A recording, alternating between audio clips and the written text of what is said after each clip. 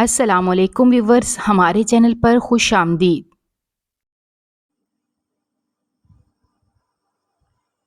मौसम अबर आलूद हो रहा था।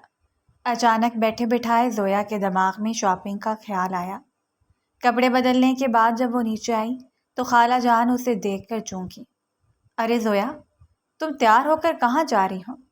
वो बस खराब मौसम है खाला जान, बस कुछ ज़रूरी चीज़ें लेनी है इसलिए जा रही हूँ, जोया ने जवाब दिया। अरे बेटा, मौसम के तेवर तो देखो, कितना ख़राब मौसम है। इस मौसम में तुम्हें बाहर नहीं जाना चाहिए, और वैसे भी ड्राइवर भी घर पर नहीं है, तुम कैसे जाओगी? जोया ने खाला जान की बात पर बेजारी से सर झटका। खाला जान, शायद आप ये बात भूल गई हैं कि मुझे भी ड्राइविंग आती है और मैं शादी से पहले पापा की ज़िंदगी में गाड़ी चलाती रही हूँ। ये एक अलग बात है कि अब आपका बेटा मेरी ड्राइविंग पर भरोसा नहीं करता। वो मुझे घर से बाहर निकलने नहीं देता, मुझे घर में कैद रखा हुआ है, वरना मैं तो इस मौसम को अच्छे से एंजॉय करती और हमेशा इस मौसम को शॉपिंग करते हुए गुजारती थी। ज़ुबैदा बेगम अपनी भांजी की बात पर मुस्कुराईं। वो उनकी भांजी नहीं, बहू भी थी, मगर उन दोनों में रवायती सास बहू वाला रिश्ता नहीं था। वो अपनी भांजी से बहुत मोहब्बत करती थीं, जानती थीं कि उनका बेटा डीएसपी अरहम अपनी जोजा के साथ बहुत बार नाइंसाफ़ी कर जाता है। उसका रवैया जोया के साथ ठीक नहीं है। जिस काम का नाम जोया लेती या करना चाहती, अरहम उसे उस बात पर टोकता था। शायद इसीलिए जोया इतनी चिड़चिड़ी हो रही थी। ज़ुबैदा बेगम कहने लगी, जोया बेटा, मगर आज तुम घर से बाहर कहीं नहीं जाओगे। आज अरहम ने ख़ास तौर पर मना किया था। आजकल वो उस गिरोह के पीछे पड़ा हुआ है और उन्होंने अरहम को साफ तौर पर धमकी दी है कि वो घर की ख़वातीन को नुकसान पहुंचाएंगे। घर के आसपास तो पुलिस की नफरी मौजूद है, लेकिन अगर तुम कहीं दूर चली गई और कोई मसला हो गया तो क्या होगा? अरहम को मैं क्या जवाब दूंगी? जोया फीकी सी हंसी हंस पड़ी। अरे खाला जान, आप तो ऐसे परेशान हो रही हैं जैसे आपका बेटा मुझसे बहुत मोहब्बत करता है। अगर मुझे कोई नुकसान पहुंचा तो वो जैसे मेरे गम में मजनू बन जाएगा। ऐसा कुछ भी नहीं होगा खाला जान, बल्कि वो तो खुदा का शुक्र अदा करेंगे कि मुझसे उनकी जान छूट गई है। उसकी आंखों में नमी थी और लहजे में टूटता हुआ मान था। ज़ुबैदा बेगम को उस पर तरस आ गया। वैसे भी वो कहाँ अपनी मनमानी कर सकती थी, कहाँ अपनी ख्वाहिशों को पूरा कर सकती थी। अरहम ने तो उसे हर शय से दूर रखा था जिसे वो पसंद करती थी। उसकी पढ़ाई छूट गई, सहेलियों के साथ मिलना मिलाना छूट गया, और यहाँ तक कि वो जब कोई अच्छा इरादा रखती थी वो भी अरहम की वजह से ख़त्म हो गया था। चलो ठीक है बेटा, तुम चली जाओ, मगर जल्दी वापस आ जाना। और एक बात मेरी सुन लो, एक बार अरहम को फ़ोन करके बता दो कि तुम बाहर जा रही हो, वरना ऐसा ना हो कि वो बाद में मुझे ही कसूरवार ठहराए। जोया ने हाँ में सर हिला दिया था, मगर उसका अरहम को फ़ोन करने का कोई इरादा नहीं था। वो गाड़ी निकाल कर रोड पर आ गई थी। थोड़ा ही दूर आई थी कि अब तेज़ी से बारिश शुरू हो गई। वो ऐसे मौसम को लॉन्ग ड्राइव करते हुए इंजॉय करती थी। वो घर में कभी भी नहीं रुकती थी। बारिश में तो उसके वजूद में जैसे बिजलियां सी भर जाती थीं। उसके जज्बात में हलचल मच जाते थे। अभी भी वो ड्राइविंग करते करते एक कदर सुनसान जगह पर आ गई थी, यहाँ पर शोर शराबा ना होने के बराबर था। अचानक से उसके सामने एक गाड़ी आकर रुकी। जोया की गाड़ी के टायर चूं चूं करके चिड़चिड़ाए। अरे, कौन है यहाँ? नजर नहीं आता? हटो वरना मेरा एक्सीडेंट हो जाता। जोया ये सब बोल ही रही थी जब गाड़ी का दरवाज़ा खोलकर दो लोग नीचे उतरे। वो भागते हुए जोया के पास आए। जोया की हालत ख़राब हो गई। उसने अपनी गलती के साथ डरना शुरू कर दिया। देखो, खबरदार, अगर मेरे पास आए या मुझे कोई नुकसान पहुंचाने की कोशिश की तो तुम लोग नहीं जानते मैं कौन हूँ। मैं डीएसपी अरहम की बीवी हूँ। ना जाने कैसे उसकी ज़बान पर वो हवाला आ गया था जिस हवाले से वो खुद चिढ़ती थी। वो लोग ज़ोर से कहका लगाकर हंस पड़े। अरे डीएसपी की जोजा मोहतरमा, इसीलिए तो हम यहाँ पर आए हैं, ताकि आपको मेहमान खाने में लेकर जाएं और आपके शोहर मोहतरम के मिजाज भी दुरुस्त करें। अली, तुम एक काम करो, इसकी गाड़ी लेकर चलो। ये आखिरी बात थी जो उन दोनों की जोया ने सुनी थी। उन्होंने जोया के मुंह पर एक रुमाल रखा जिससे वो बेहोश हो गई थी। एक लड़का जोया की गाड़ी में बैठकर चलाने लगा और दूसरा वापस अपनी गाड़ी में चला गया था। अब वो दोनों सड़क पर गुम हो गए थे। ڈی ایس پی ارحم ایک اہم میٹنگ میں تھا۔ اس گروہ کے بارے میں کچھ باتیں معلوم ہوئی ہیں۔ خفیہ ذرائع نے بتایا ہے کہ ان لوگوں کے ٹھکانے کہاں کہاں پر موجود ہیں۔ اب ہم ایک ایک کر کے ان ٹھکانوں پر حملہ کریں گے، مگر یہ کام ہم نے اتنی ہوشیاری سے کرنا ہے کہ کسی کو کانوں کان خبر نہ ہو سکے۔ پچھلی بار بھی جب ہم ان کے ٹھکانے پر پہنچے تھے تو کسی نے مخبری کر دی تھی اور وہ لوگ ہاتھ آنے کی بجائے وہاں سے بھاگ گئے تھے۔ اب ایسی غلطی نہیں ہونی چاہیے۔ ڈی ایس پی ارحم نے اپنے اہلکاروں کو یہ بات ذہن نشین کروائی۔ تبھی فون کی گھنٹی بجی۔ جب اس نے وہ فون کان کے ساتھ لگایا تو اس کے چہرے کے زاویے بدل گئے تھے۔ کون ہو تم؟ کیا بکواس کر رہے ہو؟ کیا بکواس کر رہے ہو؟ میری بیوی تمہارے پاس ہے؟ دوسری طرف سے ہنسنے کی آوازیں آنے لگیں۔ ارے اگر اپنی بیوی کی زندگی چاہتے ہو، اگر اس کی زندگی پیاری ہے، اگر چاہتے ہو کہ ہم اس کی وہ خوبصورت ویڈیو بنا کر دنیا کے سامنے پیش نہ کریں تو جیسا ہم کہہ رہے ہیں ویسا کرو۔ کیا کرنا ہوگا مجھے؟ ارحم نے سرد لہجے میں پوچھا۔ ہمارے آدمیوں کو چھوڑنا ہوگا اور انہیں لے کر اس جگہ پر آنا ہوگا جو ہم تمہیں بتائیں گے۔ کوئی ہوشیاری کرنے کی ضرورت نہیں ہے، ورنہ تم اپنی جان سے تو جاؤ گے ہی، اپنی بیوی کی عزت کا بھی سرعام تماشا بنا دو گے۔ ارحم کے غصے سے مٹھیاں بھیج گئی تھیں۔ اس نے گھر پر کال کی تو ماں نے بتایا کہ زویا شاپنگ کے لیے نکلی ہے۔ ارحم کا بس یہ چل رہا تھا کہ وہ اپنے سر کے بال نوچ لیں۔ ارے ماں، آپ کو میں نے منع بھی کیا تھا کہ آپ دونوں میں سے کوئی بھی گھر سے باہر نہیں نکلے گا، تو پھر آپ نے اس سرپھیری لڑکی کو کیوں گھر سے جانے دیا؟ اس نے مجھے بیٹھے بٹھائے مصیبت میں پھنسا دیا ہے۔ زبیدہ بیگم پریشان ہو گئیں۔ ارے ارحم بیٹا، کون سی مصیبت؟ کیا ہوا؟ سب ٹھیک تو ہے؟ ارحم قدرے ٹھنڈا پڑا۔ ارے نہیں ماں، کچھ نہیں ہوا، بس ایک چھوٹا سا ایکسیڈنٹ ہو گیا ہے۔ میں زویا کو لے کر گھر آ رہا ہوں۔ اس نے اپنی ماں کو تسلی دی۔ اس نے سوچا کہ اگر ساری بات ماں کو بتا دی تو وہ بہت پریشان ہو جائیں گی۔ زویا، تمہیں میں ایسا مزہ چکھاؤں گا کہ تم ساری زندگی یاد رکھو گی۔ میری مرضی کے خلاف تم کوئی کام کرو گی اور پھر مجھ سے یہ امید بھی رکھو کہ میں تمہارے ساتھ اپنا برتاؤ اچھا رکھوں، تو یہ تمہاری بھول ہے۔ تب بھی اس کے دماغ میں جیسے جھماکا سا ہوا۔ اس نے اپنا لیپ ٹاپ آن کیا اور پھر اس کے سامنے سارا معاملہ کھل کر آ گیا تھا۔ اب اسے پتہ چل چکا تھا کہ اس نے کہاں جانا ہے اور کیا کرنا ہے۔ اس نے اپنے دوست انسپکٹر شہباز کو کال کی۔ ابھی یہاں پر آ جاؤ، کوئی ضروری بات کرنی ہے تمہارے ساتھ۔ اس موقع پر ایک انسپکٹر شہباز ہی تھا جس پر وہ آنکھیں بند کر کے اعتبار کر سکتا تھا۔ شہباز اپنے چند خفیہ اہلکاروں کو لے کر وہاں پر پہنچا تو اپنی منزل کی طرف روانہ ہو گئے تھے۔ پتہ نہیں کیا ہو رہا ہوگا اس لڑکی کے ساتھ۔ اگر ان خبیث لوگوں نے اسے چھوا، اس کے ساتھ کچھ غلط کرنے کی کوشش کی تو؟ یہ سوچ کر اس کا دماغ جیسے غصے سے اڑ گیا تھا۔ مگر میں اتنا کیوں سوچ رہا ہوں اس کے بارے میں؟ وہ تو مجھے پسند ہی نہیں ہے۔ اسے تو میں نے ابھی تک بیوی کا درجہ بھی نہیں دیا۔ اس رشتے کے حوالے سے کچھ بھی قبول نہیں کیا، تو میں اس کے بارے میں اتنا پریشان کیوں ہو رہا ہوں؟ وہ خود کلامی کرنے لگا۔ اب وہ لوگ اس جگہ پر پہنچ گئے تھے۔ اب ان تینوں نے اپنی گاڑی کو ایک خفیہ جگہ پر چھپایا جہاں پر کسی کی بھی نظر نہیں پڑ سکتی تھی، اور پھر آہستہ سے گھر کے پچھلے حصے سے دیوار پھلانگ کر اندر کود گئے تھے۔ راستے میں انہیں جو بھی ملا انہوں نے اسے اپنی آخری آرام گاہ تک پہنچا دیا تھا۔ زویا کو تلاش کرتے کرتے وہ لوگ اس کمرے میں پہنچ چکے تھے جہاں پر زویا قید تھی، اور اس کے چلانے کی آوازیں کمرے سے باہر آ رہی تھیں۔ تم نہیں جانتے کہ میں کون ہوں۔ خبردار، اگر تم نے میرے ساتھ کوئی بدتمیزی کرنے کی کوشش کی یا میرے قریب آنے کی کوشش کی، تمہیں میرا شوہر تم لوگوں کو جہنم واصل کر دے گا۔ وہ ڈی ایس پی ہے، کوئی عام انسان نہیں ہے۔ اس کی عزت پر ہاتھ ڈال کر تم لوگ اپنی موت کو خود دعوت دے رہے ہو۔ زویا کی بات پر جہاں پر وہ لوگ کہکے لگا کر ہنسے تھے، وہیں پر ارحم بھی حواس باختہ رہ گیا تھا۔ زویا کے لہجے میں اپنے شوہر کے لیے اتنا مان، اتنا اعتبار، اتنا بھروسہ تھا۔ ایک جھٹکے سے ارحم کمرے میں داخل ہوا تھا اور سامنے کا منظر دیکھ کر اس کا خون کھولی اٹھا تھا۔ اس کی بیوی سامنے ہی کرسی کے ساتھ بندھی ہوئی تھی اور اس کے سامنے دو آدمی تھے جو اس کے قریب جا رہے تھے۔ اور پھر ارحم گھر آیا تو آدھی رات بیت چکی تھی۔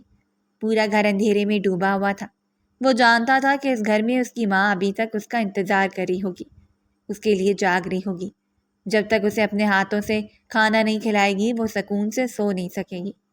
وہ کوشش تو یہی کرتا تھا کہ وقت پر گھر پہنچ جائے، مگر پھر بھی کسی نہ کسی طرح دیر سویر ہو جاتی تھی، اور آج تو ماں گھر آ چکی ہوں گی۔ اس نے گاڑی گھر کے اندر ڈالتے ہوئے سوچا تھا۔ جب وہ لاؤنج میں آیا تو سامنے بی بی جان بیٹھی ہوئی تھی۔ اماں کی نظر نہیں آ رہی۔ ارم ان کے پاس جا کر بیٹھ گیا۔ بی بی جان، اماں کہاں ہیں؟ آج واپس نہیں آئیں کیا؟ بی بی جان کہنے لگی، ارے بیٹا، وہ اتنی جلدی کیسے واپس آ سکتی ہیں؟ ان کی قریبی رشتہ دار اس دنیا سے گئی ہیں۔ ان کی سگی بہن اس دنیا سے منہ موڑ گئی ہے۔ ان کی بھانجی اکیلی ہے اس وقت۔ اس بچی کو تمہاری ماں کی ضرورت ہے، ایک ایسے سہارے کی ضرورت ہے جو اسے جذباتی طور پر اپنی موجودگی کا احساس دلا سکے، اسے بتا سکے کہ وہ اکیلی نہیں ہے، اور تمہاری ماں کے علاوہ اور کون ہے جو اس بچی سے یوں سچی محبت کرے گا؟ تمہاری ماں سے تو اسے اپنی ماں کی خوشبو آتی ہوگی۔ بی بی جان نے جواب کافی تفصیل سے دیا تھا۔ ٹھیک ہے بی بی جان، آپ کھانا لگا دیں، صبح ماما جان سے بات کروں گا، انہیں کہوں گا گھر واپس آ جائے۔ ان کے بغیر یہ گھر کتنا سونا سونا سا لگ رہا ہے۔ جب وہ گھر پہ نہیں ہوتی ہیں تو میرا گھر میں دل ہی نہیں لگتا۔ ہاں بیٹا، سچ کہہ رہے ہو تم۔ گھر کے افراد سے گھر میں رونقیں ہوتی ہیں۔ خیر سے اب تو تمہاری ماں تمہاری شادی بھی کرنے کا فیصلہ کر چکی ہیں۔ جلدی اس گھر میں رونق ہوگی۔ جب تمہاری بیوی بچے ہوں گے تو اس گھر کا سونا پن ختم ہو جائے گا۔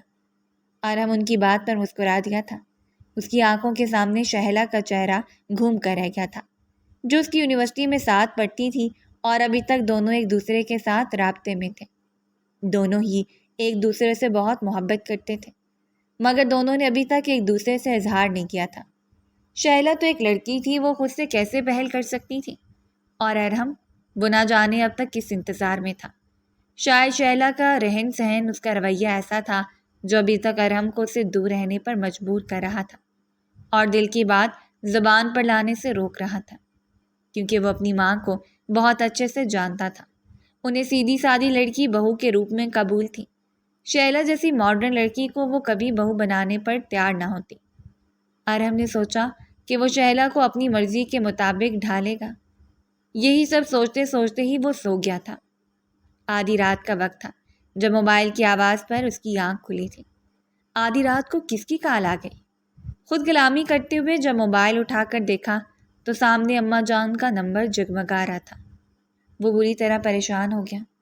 آدھی رات کو اماں کی کال؟ سب ٹھیک تو ہے؟ موبائل آن کر کے کان کے ساتھ لگایا تو وہ روتے ہوئے کہنے لگی، بیٹا جلدی سے یہاں پر آ جاؤ، میں تمہارا انتظار کر رہی ہوں، ابھی اور اسی وقت۔ کوئی سوال مت کرنا، دیر مت کرنا، میں تمہارا انتظار کر رہی ہوں۔ ماں کی بات سن کر ارہم کا دماغ گھوم گیا تھا۔ وہ جلدی سے اٹھا۔ ماں کے حکم کے مطابق نہ اس نے ان سے کوئی سوال پوچھا، نہ ایک لمحے کی دیر لگائی۔ جب گھر سے باہر نکلا تو چوکیدار حیران رہ گیا۔ ارے صاحب جی، آدھی رات کو وہ کہاں جا رہے ہیں؟ ارہم کہنے لگا، تم دروازہ بند کرو، گھر کا خیال رکھنا، میں ابھی تھوڑی دیر میں واپس آ رہا ہوں، ایک ضروری کام سے جا رہا ہوں۔ وہ مختصراً جواب دیتا ہوا ماں کے بلانے پر پہنچ گیا تھا۔ پورا راستہ وہ یہی سوچتا رہا کہ نہ جانے ایسی کون سی بات ہے جو ماں نے اتنی ایمرجنسی میں بلایا ہے۔ اللہ سب خیر کرے، کہیں ماں کسی مشکل میں نہ ہو۔ وہ اتنی تیز ڈرائیونگ کر رہا تھا کہ آدھے گھنٹے کا راستہ اس نے 10 منٹ میں طے کیا تھا۔ عموماً وہ اتنی تیز ڈرائیونگ کا عادی نہیں تھا، مگر اب صورتحال ہی ایسی تھی کہ وہ اٹھ کر اپنی ماں کے پاس پہنچنا چاہتا تھا۔ جب وہاں پر گیا تو دیکھا کہ زویا کے گھر کی ساری لائٹس آن ہیں، سبھی لوگ جاگ چکے ہیں اور بڑے کمرے میں جمع ہیں۔ ارہم کہنے لگا، ماں آپ نے مجھے اتنا ارجنٹ بلایا، کیا ہوا ہے؟ ارہم کی بات پر زویا اور زبیدہ بیگم نے سر اٹھا کر اسے دیکھا تھا۔ زویا کی آنکھیں روئی روئی تھیں، بال بکھرے ہوئے تھے۔ یہ زویا کہیں سے نہیں لگ رہی تھی جو ہر وقت سلیقے سے درست رہتی تھی، ہر وقت اپنا خیال رکھتی تھی۔ ارہم کو اس کی حالت پر ترس آ گیا، مگر وہ اسے نظر انداز کر کے اپنی ماں سے مخاطب ہوا۔ ارے بیٹا میرے ساتھ آؤ، میں تمہیں ساری بات بتاتی ہوں۔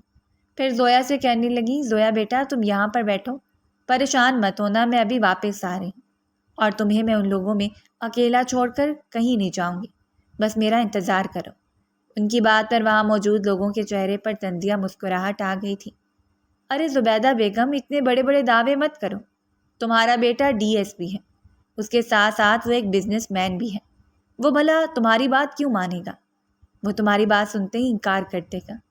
اس سے بہتر یہی ہے کہ تم معاملے میں مت پڑو، یہ ہمارے گھر کا معاملہ ہے، ہم اسے اپنے گھر میں ہی حل کر لیں گے، تم یہاں سے چلی جاؤ۔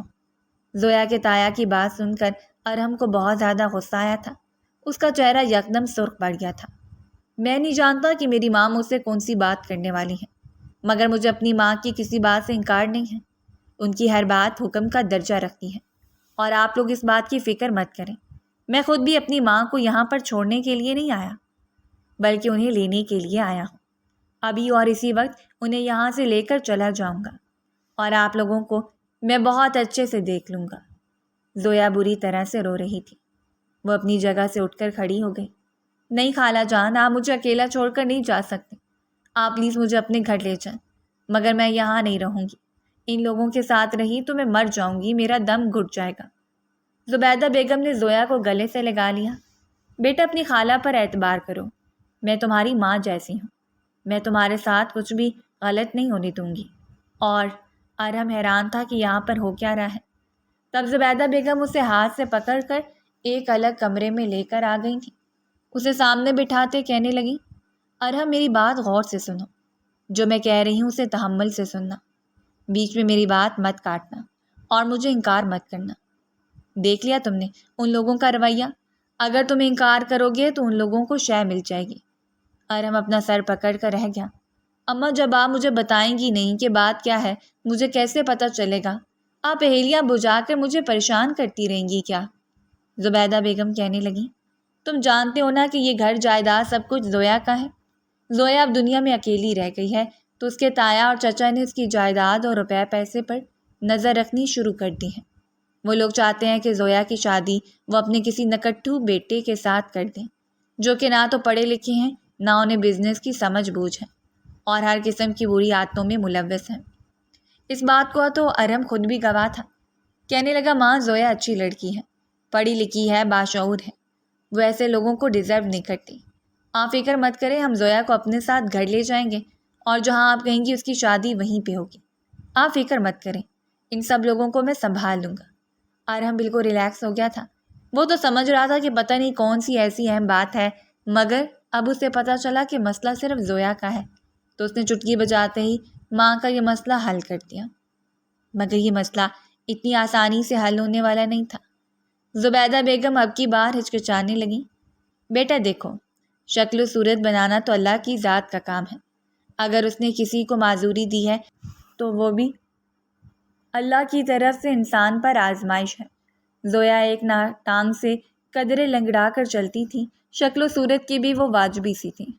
بچپن میں ہی اس کے منہ پر چیچک کے دانے نکلے تھے، بہت علاج کروانے کے بعد بھی وہ داغ اس کے چہرے سے ختم نہیں ہوئے تھے، اسی لیے وہ دیکھنے میں کافی بدنما لگتی تھی۔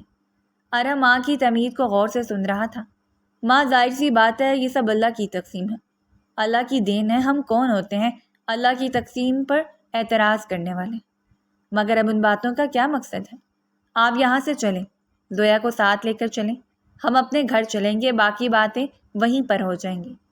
زبیدہ بیگم کہنے لگی، بیٹا مگر میں نے ان لوگوں سے جب کہا کہ میں زویا کو اپنے ساتھ لے کر جاؤں گی تو وہ کہنے لگے کہ وہ ہماری گھر کی عزت ہے، ہم اپنے گھر کی عزت کو کہیں پہ بھی نہیں جانے دیں گے۔ ارحم کہنے لگا، ماں وہ لوگ کون ہوتے ہیں اس بات پر اعتراض کرنے والے؟ زویا بالغ ہے، سمجھدار ہے، وہ اپنی زندگی کا فیصلہ اپنی مرضی سے کر سکتی ہیں۔ اب یہ فیصلہ زویا کرے گی کہ وہ کہاں جائے گی، کس کے ساتھ شادی کرے گی، اس بات کا ان لوگوں کو کوئی حق نہیں ہے۔ وہ کہنے لگی، مگر بیٹا میں نے ان لوگوں سے کہہ دیا ہے کہ میں زویا کو اپنی بہو بنا کر اپنے ساتھ لے کر جا رہی ہوں، اس کی شادی تمہارے ساتھ کر دوں گی۔ اب اگر تم نے انکار کر دیا تو زویا کا دل بھی ٹوٹ جائے گا اور میرا بھی، ان کے سامنے سر نیچا ہو جائے گا۔ تم ان کا رویہ دیکھ چکے ہو، وہ لوگ پہلے ہی یہ بات کہہ رہے ہیں کہ تم اس بات کے لیے کبھی نہیں مانو گے۔ ارحم اپنی جگہ پر اچھل پڑا۔ یہ آپ نے کیا کیا؟ مجھ سے پوچھے بغیر، میری رضامندی جانے بغیر آپ نے زویا کے ساتھ میرے رشتے کی بات کر دی۔ ارحم جتنا حیران ہوتا کم تھا۔ زبیدہ بیگم رونے لگی، ارے بیٹا اگر مجھے پتا ہوتا کہ تم اتنے سمجھدار ہو گئے ہو، اتنے بڑے ہو گئے ہو کہ میرے فیصلے پر اعتراض کرنے لگو گے تو میں کبھی بھی یہ بات نہ کرتی۔ اب ان لوگوں کے سامنے میری بے عزتی ہوتی ہے تو ہو جائے، تم اپنی مرضی کا فیصلہ کر لو، جس کے ساتھ شادی کرنا چاہتے ہو کر لو۔ مگر ایک بات یاد رکھنا، میں اسے کبھی بھی اپنی بہو کے طور پر قبول نہیں کروں گی۔ زبیدہ بیگم کو بھی غصہ آ گیا تھا۔ زندگی میں پہلی بار انہوں نے ارم سے بغیر کوئی مشورہ مانگے اتنا بڑا فیصلہ کیا تھا۔ اس ماں نے بھروسے کے ساتھ یہ کیا تھا کہ ان کا بیٹا ان کا مان برقرار رکھے گا، مگر وہ تو انکار کر رہا تھا۔ ایک پل لگا تھا ارم کو خود کو سنبھالنے میں۔ کچھ بھی ہو جاتا وہ اپنی ماں کی ناراضگی مول نہیں لے سکتا تھا۔ ماں ٹھیک ہے، جو آپ نے فیصلہ کیا ہے مجھے قبول ہے، بتائیں مجھے کب یہ نکاح کرنا ہوگا؟ زبیدہ بیگم نے اسے گلے سے لگا لیا، اس کا ماتھا چومنے لگی۔ جیتے رہو بیٹا، خوش رہو، مجھے تم سے یہی امید تھی کہ تم میرے فیصلے کا مان رکھو گے۔ اب انہوں نے فخر سے جا کر سب لوگوں کو بتایا کہ ارم یہ نکاح کرنے کے لیے تیار ہے۔ وہ لوگ بھی حیران رہ گئے تھے۔ انہوں نے ارم کو سر سے لے کر پاؤں تک دیکھا۔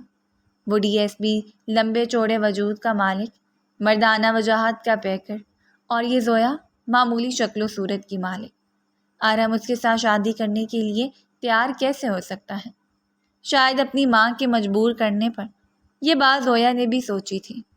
وہ دل ہی دل میں ارم کو بہت پسند کرتی تھی، مگر وہ جانتی تھی کہ کبھی بھی وہ اس کا نصیب نہیں بن سکتا۔ مگر قدرت نے ارم کو اس کی جھولی میں ڈال دیا تھا، اس کا نصیب بنا دیا تھا۔ سو وہ فجر کی نماز کے بعد ہی ان دونوں کا نکاح ہو گیا تھا، اور خاندان کے سبھی لوگوں نے زویا کے ساتھ بائیکاٹ کر دیا۔ جب بھی تمہیں زندگی میں کبھی کوئی مسئلہ آئے گا، کبھی کوئی پریشانی ہوگی، تو تم ہمارے پاس نہیں آؤ گے، ہم تمہارا کوئی مسئلہ حل نہیں کریں گے۔ ارم کہنے لگا، میری بیوی کو کوئی مسئلہ ہوگا تو وہ آپ لوگوں کے پاس کیوں آئے گی؟ سب سے پہلی بات تو یہ ہے کہ میں اس کے لیے کبھی کوئی پریشانی بننے ہی نہیں دوں گا۔ میں اس کے سر پر سایہ بن کر کھڑا رہوں گا۔ آپ لوگوں کی خوش فہمی ہے کہ میری بیوی کبھی آپ کے سامنے ہاتھ پھیلانے کے لیے آئے گی۔ ارم کی بات پر زویا نے اپنے وجود میں سکون کی ایک لہر اترتی ہوئی محسوس کی تھی۔ اس کا شوہر قدردان ہے، چاہنے والا ہے، اس سے زیادہ اسے اور کیا چاہیے تھا۔ جب اس گھر سے رخصت ہو رہی تھی تب وہ بہت رو رہی تھی۔ کہنے لگی، خالہ جان، ساری زندگی میں نے اس گھر میں گزاری ہے، اب میں کیسے رہوں گی؟ مجھے اس گھر کے چپے چپے سے محبت ہے، مجھے ہر وقت اپنی ماں اور بابا کی یاد آئے گی۔ زبیدہ بیگم کہنے لگی، ارے بیٹا، میں ہوں نا تمہاری ماں، کسی کمی کا احساس نہیں ہونے دوں گی، بس تم میرے ساتھ آؤ، ہم تمہیں بہت ساری خوشیاں دیں گے۔ اللہ تم دونوں کو ہنستا بستا رکھے۔ وہ ان دونوں کو اپنے گھر واپس لے کر آ گئی تھی۔ ارم جو رات بھر سویا نہیں تھا، ہونے والی صورتحال کے بارے میں ہی وہ سوچتا جا رہا تھا کہ اب وہ کیا کرے۔ زویا کو وہ کسی طرح سے بھی بیوی کا درجہ نہیں دے سکتا تھا۔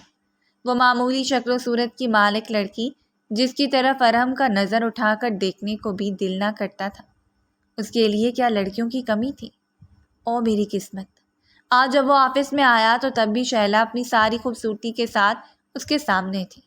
جدید لباس میں ملبوس، بالوں کو نئے انداز میں کٹنگ کروائے، ہلکا پھلکا سا میک اپ، وہ آسمان سے اتری ہوئی ہور لگ رہی تھی۔ ارم کو یہ سمجھنے میں دیر نہیں لگی کہ وہ لڑکی اسے اپنی طرف متوجہ کرنے کے لیے ہی آئی ہے۔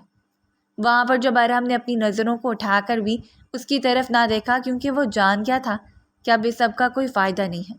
شادی تو ہو چکی ہے، اور دوسری شادی کرنا یا کسی اور لڑکی کی طرف مائل ہونا، یہ سب وہ افورڈ نہیں کر سکتا تھا۔ اگر ماں نے یہ سب دیکھ لیا تو وہ غصہ کریں گی، اور وہ اپنی ماں کو کسی قیمت پر بھی ناراض نہیں کرنا چاہتا تھا۔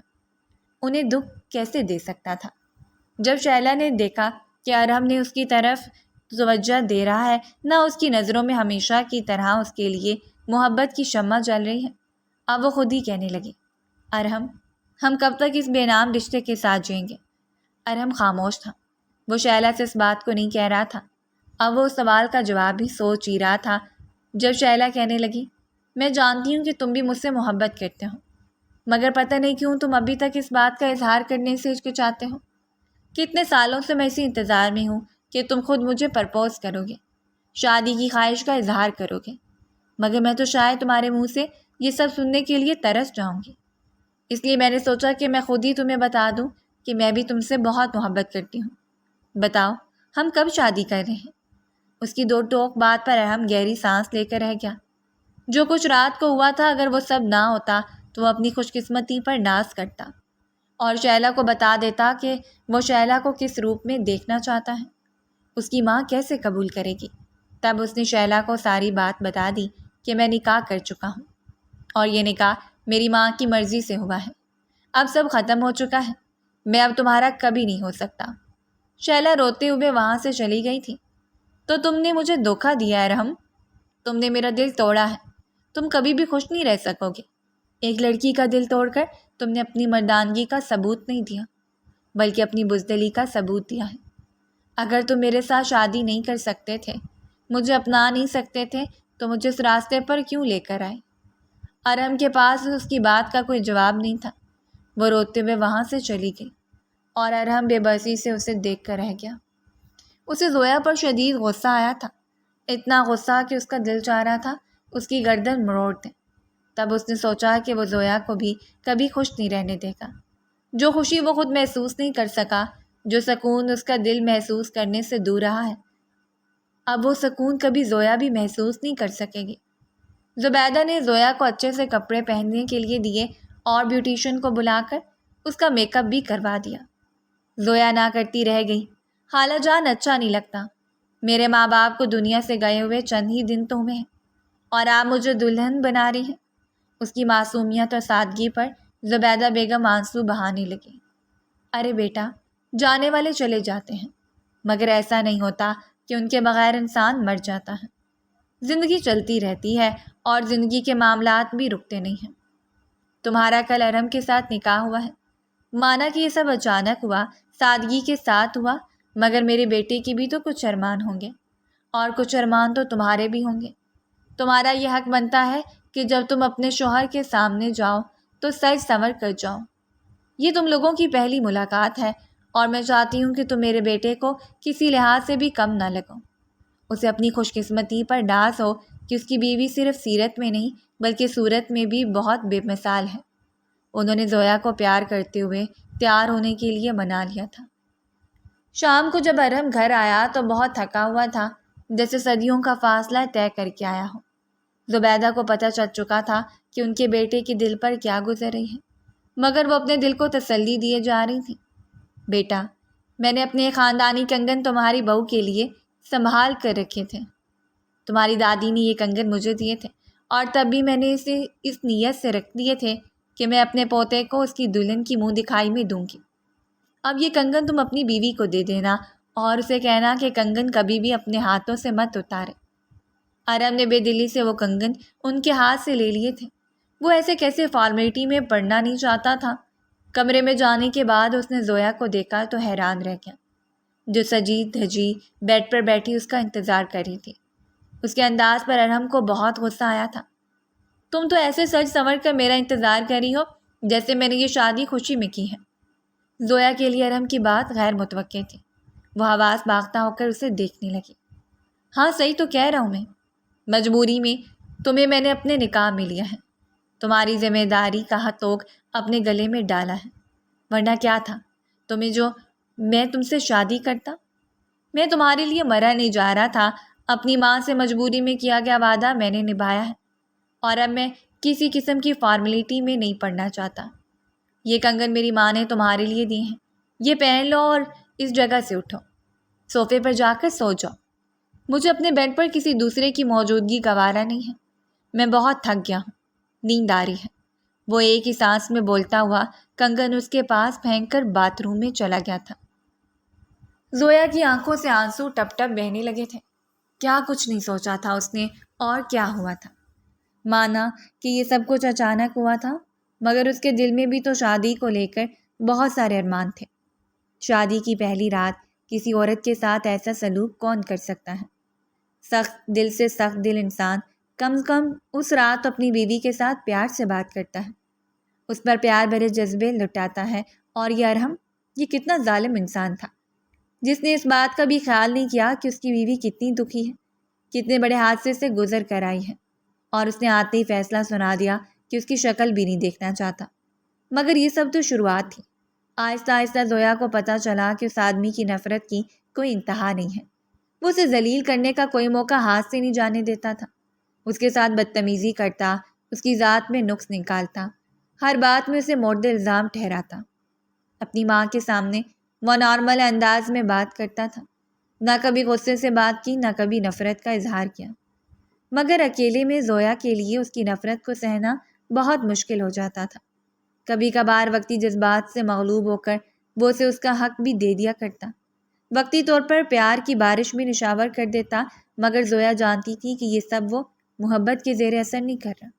اس رویے میں نہ کوئی محبت کا لمس تھا اور نہ کوئی محبت بھرے وعدے، محبت بھری سوچیں یا سرگوشیاں، بلکہ یہ تو وہ کسی فرض کی طرح نبھا رہا تھا۔ دن بدن زویا اسے دور ہوتی گئی، اس کے دل میں بھی ارم کے لیے بیزاری بڑھنے لگی تھی۔ جب وہ دونوں ایک دوسرے سے مکمل طور پر متنفر اور دور ہو گئے تو تب زبیدہ بیگم کو اپنی غلطی کا احساس ہوا۔ انہوں نے اپنی غلطی کو سدھارنے کی بھی بہت کوشش کی، مگر اب دیر ہو چکی تھی۔ کہتی، زویا، وہ تمہارا شوہر ہے، اپنے شوہر کی عزت کرنا تم پر فرض ہے، اس کے لیے سر سنور کر رہا کرو، اس کی خدمت کیا کرو، اس کی پسند کے کھانے بنایا کرو۔ کہتے ہیں شوہر کے دل کا راستہ معدے سے ہو کر گزرتا ہے، اگر تم اس کی پسند کا خیال رکھو گی تو تمہیں کبھی نظر انداز نہیں کر سکے گا۔ اور زویا ان کی بات پر پھیکی سی ہنسی ہنستی تھی۔ دوسری طرف وہ ارحم کو بھی سمجھاتی کہ اپنی بیوی کے ساتھ تمہیں ایسے سلوک روا نہیں رکھنا چاہیے، اللہ اس چیز سے ناراض ہوتا ہے، مگر ارحم نہ ان کی بات سنتا اور نہ زویا کی۔ ارحم اب ضد میں آ کر اس پر رکاوٹیں کھڑی کرنے لگا تھا، اس پر روک ٹوک بڑھانے لگا۔ زویا کا آخری سیمسٹر تھا، مگر ارحم نے اسے پیپر دینے کے لیے جانے ہی نہیں دیا۔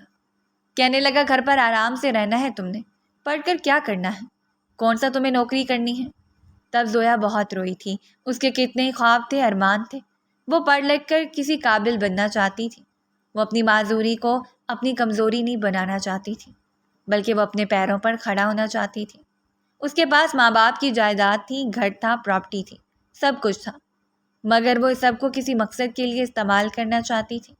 وہ چاہتی تھی کہ وہ اپنے گھر کو بچوں کے لیے وقف کر دے جو بے گھر ہوں، جن کا کوئی ٹھکانہ نہ ہو، اور وہ اپنے باپ کی جائیداد کو بیچ کر کاروبار شروع کرے جو اسے بزنس وومن کے طور پر ایک نئی پہچان دے سکے۔ جب اس نے ان خوابوں کا ذکر اپنی خالہ سے کیا تو یہ سب ارحم نے بھی سن لیا، اور اس نے سوچا کہ وہ زویا کو اس کا کوئی خواب پورا نہیں کرنے دے گا، کوئی شوق پورا نہیں کرنے دے گا۔ اس نے زویا کو گویا گھر میں قید کر کے رکھ دیا تھا، نہ وہ اپنی کسی سہیلی سے ملنے کے لیے جاتی، نہ کسی اور جگہ پر، جبکہ وہ اسے ڈرائیور کے بغیر گاڑی چلانے سے بھی روکتا۔ کہتا، تم تو ویسے ہی لنگڑا لنگڑا کر چلتی ہو، اگر ایکسیڈنٹ کر لیا تو دونوں ٹانگوں سے جاؤ گی، اور مجھے ایک معذور عورت کے ساتھ ساری زندگی برباد کرنی پڑ جائے گی۔ میں تو سوچ رہا ہوں کہ تمہارا علاج کرواؤں تاکہ اس معذوری سے میری جان چھوٹے، اور تم ہو کہ میرے لیے مصیبت مزید کھڑی کرنے کے منصوبے بنا رہی ہو۔ زویا کو اس کی باتیں بہت تکلیف دیتی تھیں۔ اگر وہ معذور تھی، ہلکا سا لنگڑا کر چلتی تھی، تو اس میں اس کا کیا قصور تھا جو یہ آدمی اس کا اتنا مذاق اڑا رہا تھا؟ اس کے دل میں ارحم کے لیے بہت نفرت پیدا ہو گئی تھی، اور تبھی وہ اس دن بھی اس کے منع کرنے کے باوجود بھی گاڑی لے کر نکل گئی تھی۔ مگر وہ کیا جانتی تھی کہ یہ اس کی سب سے بڑی غلطی ثابت ہونے والی ہے۔ اب اسے اپنی عزت اپنے ہاتھوں سے نکلتے ہوئے محسوس ہو رہی تھی۔ ان دونوں میں سے ایک لڑکے نے کیمرہ سنبھال لیا تھا اور دوسرا لڑکا اس کی طرف غلط ارادے سے بڑھ رہا تھا۔ کہنے لگا، ہم لڑکیوں کی ویڈیوز بنا کر نیٹ پر اپلوڈ کرتے ہیں اور پھر اسے بے تحاشا پیسہ وصول کرتے ہیں۔ تمہارا شوہر پچھلے کتنے سالوں سے ہمارے پیچھے ہے، مگر وہ کبھی ہم تک پہنچ نہیں پایا، کیونکہ یہ سب ہم پولیس کے بہت سارے لوگوں کی معاونت سے ہی کر رہے ہیں۔ جب وہ وہاں پر آتا ہے تو ہمیں پہلے ہی پتہ چل جاتا ہے اور ہم وہاں سے رفو چکر ہو جاتے ہیں۔ آج تک ہم تمہارے شوہر کے قابو میں نہیں آئے، اور اب یہ دنیا تمہاری ویڈیو دیکھے گی۔ اب تمہارا وہ شوہر ڈی ایس پی ارحم وہ اپنا منہ چھپاتا پھرے گا۔ یہ کہہ کر وہ ایک جھٹکے سے غلط ارادے سے زویا کی طرف بڑھا، جب ایک گولی کی آواز سن کر وہ پیچھے مڑتا ہے۔ ارحم نے ان دونوں کی ٹانگوں اور بازوؤں پر گولیاں چلا کر انہیں زمین پر ڈھیر کر دیا تھا، اور باقی پولیس کی نفری پہنچ گئی تھی جو اس چھوٹے سے گھر میں چاروں طرف پھیل گئی تھی۔ ارحم نے زویا کو دیکھا جو بالکل بے حس و حرکت پڑی ہوئی تھی، اس کی آنکھیں کسی غیر مرئی نقطے پر جمی ہوئی تھیں۔ شاید ابھی تک وہ اس صدمے سے نکل نہیں پا رہی تھی کہ وہ کس مشکل میں پھنس چکی ہیں۔ ارحم نے اسے جھنجھوڑا، زویا، میری طرف دیکھو، کچھ بھی نہیں ہوا تمہارے ساتھ، میں یہاں پر آ گیا ہوں، پہنچ گیا ہوں تمہاری حفاظت کرنے کے لیے، تمہیں یہاں سے لے کر جانے کے لیے، چلو میرے ساتھ۔ ارحم نے اسے سہارا دے کر اٹھایا تھا، زویا کو یقین نہیں آ رہا تھا کہ ارحم اسے بچانے کے لیے پہنچ گیا ہے۔ اس مشکل وقت میں اس نے اللہ کو شدت سے پکارا تھا، اے اللہ، کسی فرشتے کو بھیج دے جو مجھے یہاں سے بچا کر لے جائے، جو میری مدد کرے۔ اور اللہ نے اسی کے شوہر کو فرشتے کے روپ میں بھیج دیا تھا، جو اس کا سائبان تھا، جس نے اسے اپنے نکاح میں لیا تھا، دنیا کے سامنے قبول کیا تھا۔ اب اسے کیسے رسوا ہونے دے سکتا تھا؟ ارحم اسے لے کر اسپتال میں آیا تھا۔ اس کا بی پی لو ہو رہا تھا۔ ڈاکٹر نے میڈیسن دی۔ جب زویا کی طبیعت سنبھلی تو وہ پھوٹ پھوٹ کر رونے لگی۔ مجھے یقین ہی نہیں آ رہا کہ آپ مجھے بچانے کے لیے آ گئے۔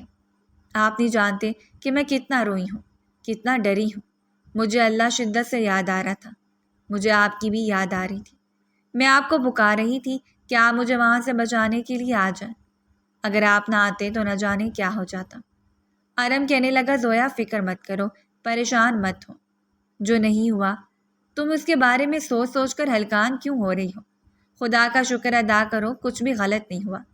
میں وقت پر پہنچ گیا۔ مگر آپ وہاں پہنچے کیسے؟ زویا نے پوچھا۔